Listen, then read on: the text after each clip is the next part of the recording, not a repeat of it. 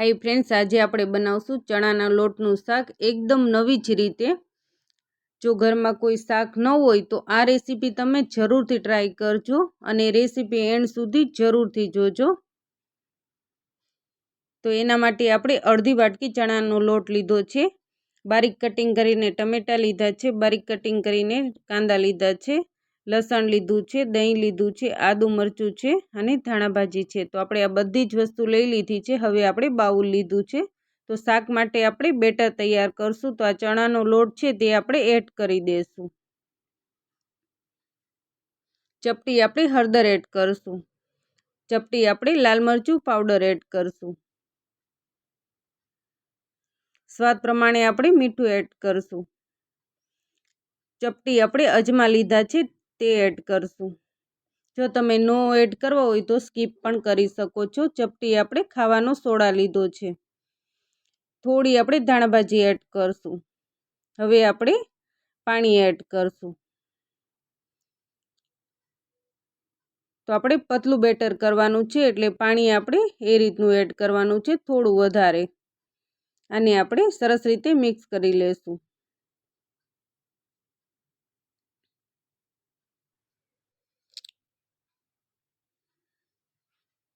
તો આપણું બેટર છે તે તૈયાર થઈ ગયું છે।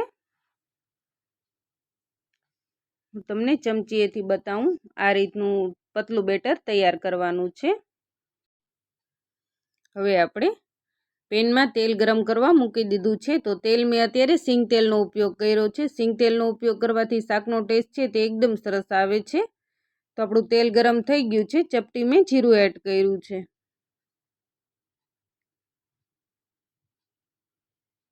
ચપટી આપણે હિંગ એડ કરશું। હવે આપણે આદુ અને મરચી છે બારીક કટિંગ કરેલા તે એડ કરી દઈશું।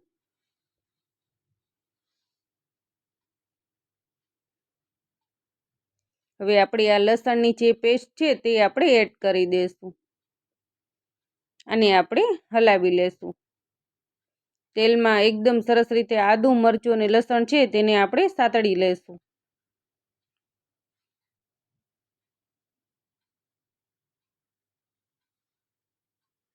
હવે આપણે આ બારીક કટિંગ કરેલા કાંદા છે તે આપણે એડ કરી દઈશું અને આપણે હલાવી લેશું।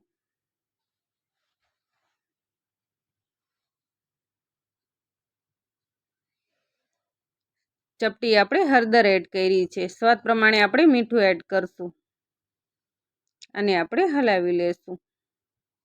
આ રીતે આપણે થોડી વાર માટે તેલમાં સાતળવાના છે, કાંદા છે તે ગોલ્ડન બ્રાઉન થઈ જાય ત્યાં સુધી। હવે આપણે ટમેટા છે તે એડ કરી દઈશું।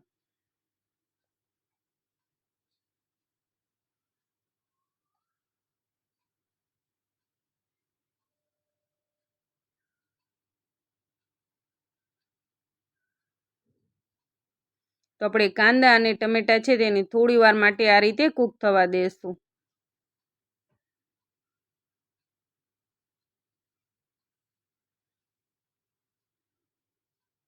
આ રીતે વચ્ચે વચ્ચે હલાવતા રહેવાનું છે, જ્યાં સુધી આપણા ટમેટા છે તે સોફ્ટ ન થાય ત્યાં સુધી। હવે આપણે લાલ મરચું પાવડર એડ કરશું। તો મેં અડધી ચમચી લાલ મરચું પાવડર એડ કર્યો છે, અડધી ચમચી ધાણા જીરું પાવડર અને ચપટી આપણે ગરમ મસાલો એડ કર્યો છે। આને આપણે હલાવી લેશું। બધા જ મસાલા છે તે સરસ રીતે આપણે મિક્સ કરી લેશું।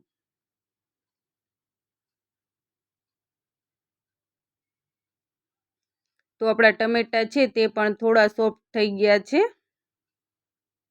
હવે આપણે ચપટી કસૂરી મેથી લીધી છે તે આપણે આ રીતે હાથેથી મસળી અને એડ કરી દઈશું। 2 ચમચી દહીં એડ કર્યું છે, દહીં મેં મોરું લીધું છે, ખાટું દહીં નથી લીધું। એકદમ સરસ રીતે આપણે મિક્સ કરી લેશું। આ રીતે આપણે સતત હલાવતા રહેવાનું છે, દહીં ફાટે નહીં તેનું ખાસ ધ્યાન રાખવાનું। તો ફ્રેન્ડ્સ, તમે મારી રેસીપી પહેલી વાર જોતા હોય તો મારી ચેનલને સબસ્ક્રાઈબ કરી ઓલ નોટિફિકેશન જરૂરથી ક્લિક કરજો, જેથી આવનારા દરેક વિડીયો તમને સૌથી પહેલાં જોવા મળે। તો તમે જોઈ શકો છો કે આપણી શાકની ગ્રેવીમાંથી તેલ છે તે ઉપર છૂટું પડવા લાગ્યું છે। હવે આપણે પાણી એડ કરી દઈશું। આને આપણે હલાવી લેશું.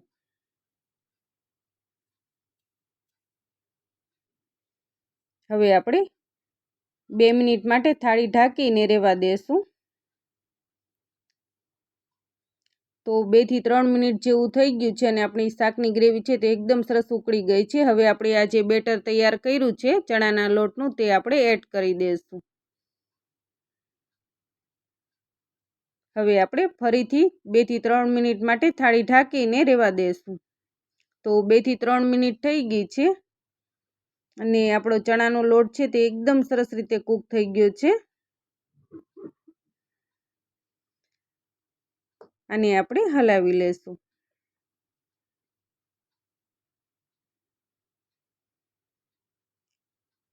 તો ફ્રેન્ડ્સ, તમે જોઈ શકો છો કે આપણા ચણાના લોટનું શાક છે તે એકદમ સરસ રીતે બનીને તૈયાર થઈ ગયું છે.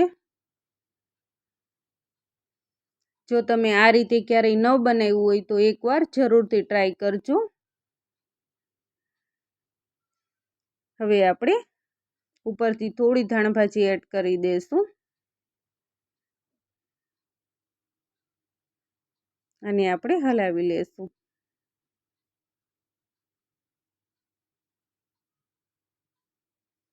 હવે આપણે ગરમા ગરમ સર્વ કરી લેશું. તો તમે જોઈ શકો છો કે આપણા ચણાના લોટનું શાક છે તે એકદમ નવી રીતે બનીને તૈયાર થઈ ગયું છે. હવે આપણે ગરમા ગરમ સર્વ કરી લેશું.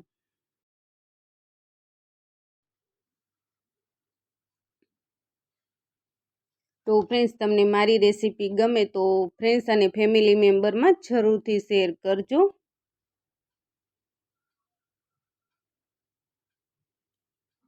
તો તૈયાર છે ચણાના લોટનું શાક એકદમ નવી જ રીતે. Thank you for watch.